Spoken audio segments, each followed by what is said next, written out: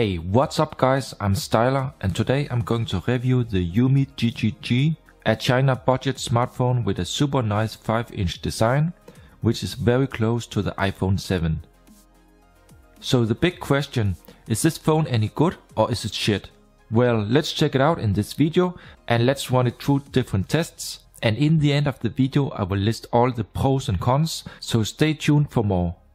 The phone is powered by the MediaTek 6737 clocked at 1.3 GHz. It has 2 GB RAM and 16 GB storage with support for USB on the go. The display is on 5-inch with HD 720p and it features a front fingerprint sensor, curved front 2.5D Corning Gorilla Glass 4 and matte plastic on the back. The built-in battery is on 2000 mAh and it comes out of the box with pure Android 7.0. So it comes in this new special box, here still all in plastic, and I must say that the package looks refreshing new and it's nice to see something different. Now let me remove all this clear plastic so we can have a look inside, and there's also a small sticker in the bottom that I have to cut before I finally can open the box. Okay, so first we see the phone and it looks like that it has some plastic protection attached to the screen. Let me take it out, and it's inside some kind of clear silicone case. Here the back, where we see a sticker with the IMEI numbers and a cutout for the rear camera, LED flash, and also the ports, 3.5mm headphone jack, microphone and speaker. The case has a very fine texture on the back, but this actually seems to be inside the case to protect the phone. Okay, let's remove the front plastic from the display. There's a fixed home button with a built-in fingerprint sensor that with one touch also in the UI can be used as back or long touch as a home button. And so far I think the phone looks very similar to the iPhone 7, even though it's not a one-to-one copy. Let me put it aside and let's check the rest. This looks like an envelope, and this must contain a screen protector for the phone. First a small SIM tray pin, and yes, a simple normal screen protector, and a quick start guide and phone overview in English. So let me just see if it actually fits the phone, and yeah, I think this should work fine. And last we have a cable and the wall charger. The wall charger is just on 5V 1A, so this is definitely not a fast charger, so a full charge will then take about 2 hours and 30 minutes. The micro USB cable is in a modern black and red color and the quality looks very standard. Let's remove the clear cover, and here on the back there is also some plastic that I will remove so we can have a better look. The back is in a very nice matte black. It's not made of metal, just plastic, and it unfortunately leaves fingerprints very easy. We find a rear camera on 8MP together with a small LED flash. The lens of the camera sticks out 1 to 2mm, so it will touch the table when it lays flat, so using the included clear cover is recommended. On the front we find 2.5D curved Corning Gorilla Glass 4. I did a test with a knife and the glass indeed seems to be scratch resistant to a certain extent. But fingerprints are unfortunately again very visible after short time. In the top we find the ear speaker, light and proximity sensor and a 2MP front camera. So missing is a front LED flash and most important a notification LED. So that is something you have to deal with. At first glance, the fixed front fingerprint sensor looks pretty nice, but in reality it's a disappointment. First of all, it's kind of slow, and it only works if you place your finger not too fast and very precise like you learned it. And I did experience times where it wouldn't wake or unlock at all, even after 3 to 4 tries.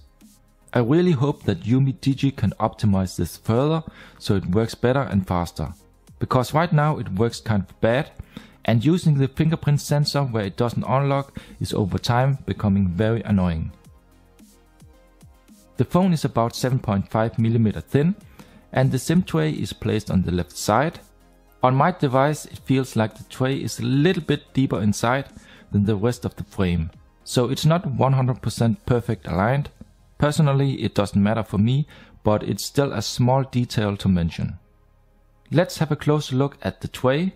It supports 2 nano SIM cards, or 1 nano and 1 micro SD card, so you can insert maximum 2 types of cards and not all 3 at the same time. And let me again insert the tray. The micro USB port is placed in the top together with a 3.5mm headphone jack that provides loud and clear sound. In the bottom we find the microphone and the built-in loudspeaker, which provides a loud but a rather flat sound, typical for cheaper phones. So it can be used for YouTube, etc., but don't expect anything special.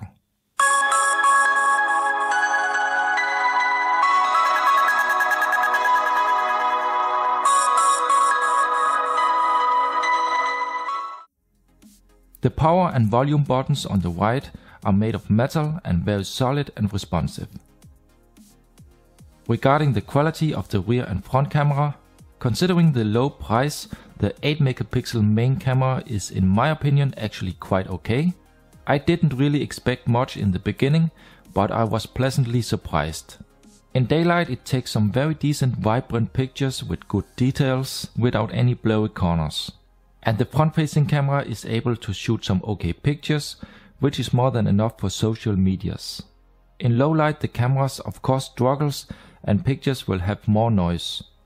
But if you manage to hold the camera steady, then you can actually shoot some usable pictures even at night.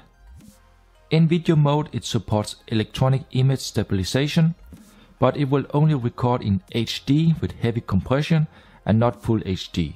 So the quality is nothing special. And now let's have a look at some different photo samples taken with the camera. I will also provide a link below in the video description where you can find the original pictures in full high resolution.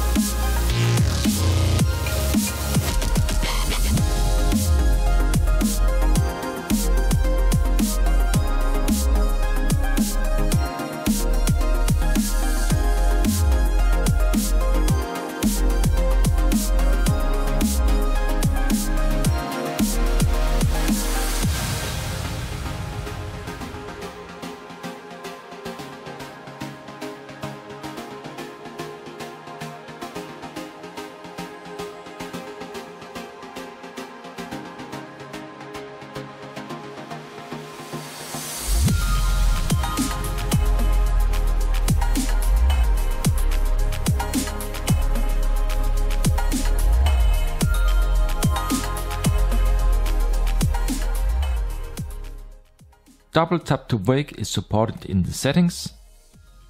The UI is smooth and very fast, and out of the box it comes with the almost pure Android 7, but I here of course installed some few additional personal apps.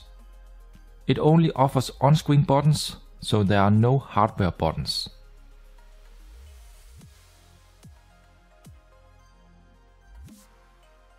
In the settings we under display find support for mirror vision, so here you have the possibility to tweak the colors and contrast.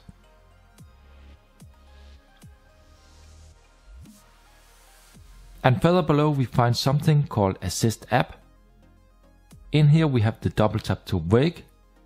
You can enable or disable the hide navigation bar. And last there are some flip functions, like for example flip to mute. And let's also check about phone. Here the build number and version. System updates are not done from here, but from a special app found in the app drawer. And this is of course Android 7 Nougat. The phone handles multitasking good, but keep in mind that it only has 2 GB of RAM, so the phone may get a little bit slower when you fill up the RAM completely. But so far the multitasking management seems to be very good and fast. 3D games do not really run that great on this phone. Smaller games will run okay, but bigger and heavier 3D games will have heavy frame drops and you can't really enjoy the gameplay. So I can't recommend this phone for hardcore gamers. In the YouTube app, all kind of videos ran smooth in the screen's highest resolution of 720p. In my test I didn't experience any problems or lag. The same for surfing on the net, browsing different sites was smooth and zooming and loading was fast without any issues. The Antutu and also Geekbench score on this device is nothing to talk about. It gets a rather low score because of the cheap MediaTek chipset, but for the price that was expected. And here you also see information about the RAM and internal storage speed, which aren't the fastest but still okay. The display supports 5-point multi-touch and the touch sensitivity is excellent with no issues. Let's also have a quick look inside CPU set. Here we first see info about the chipset and device. And last also about the built-in sensors. So it doesn't have that many sensors. eCompass will work together with the GPS, but it is completely missing a gyroscope sensor, so VR and Google Cardboard will not work. USB on the go, also called OTG, works fine on this phone, so that's nice to see. Here I have my USB stick connected, and let's just check some of the pictures located on the stick. Inside pictures, you see some here. So this works perfectly fine. The GPS works pretty good, even though it can take some time to get a lock.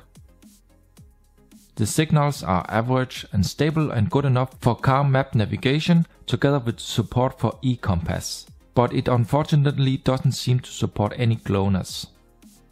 So this is the end of the video, and my personal opinion about the UMIDIGI G is that this is an average cheap budget China smartphone with pros and cons. If you're looking for a flagship with top specs or you are a hardcore gamer, then you should go and look for something else, because this phone will then likely not meet your requirements. On the other hand, if you are a person who don't want to spend a lot of money on a smartphone, just want a small good looking phone with average specs for daily use and an okay camera to shoot some fun pictures, then this phone could maybe be something for you. Sure, they have made some cuts here and there and left out some features to keep the price low, but if you can live with these cons, then this is a very good choice if you're on a budget. So if you have any questions, feel free to leave a comment below, drop a like if you enjoyed the video and subscribe for more. Thank you for watching this video, and I hope to see you in my next one.